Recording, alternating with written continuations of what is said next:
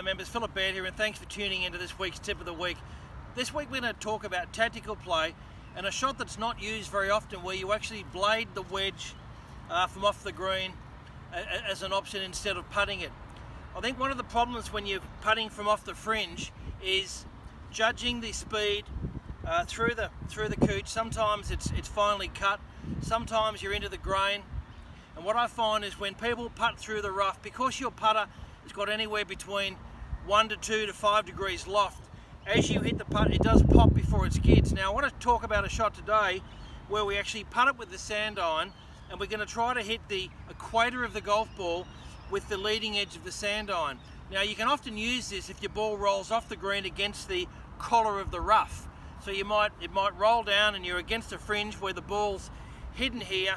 That's a great option. But I'm talking about just off a very fast, shiny lie like I've got here, where we're going to try to putt it down the equator of the ball, and it's very effective. Now, one thing's for sure, the difference between putting it from off the green or blading it with your sand iron is there is no loft in the sand iron. If we hit it the equator of the ball, it gets the ball rolling end over end immediately, so there's no pop or skid.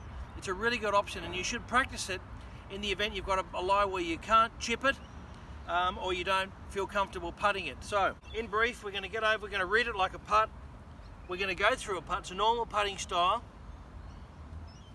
I like to also treat it like it is a serious putt, so go through your routine looking down the line, pick your break point. Same old story, ball sent anywhere between the centre and left heel, eyes over the ball, gripping it nice and light, hovering the club above the ground in the equator of the ball.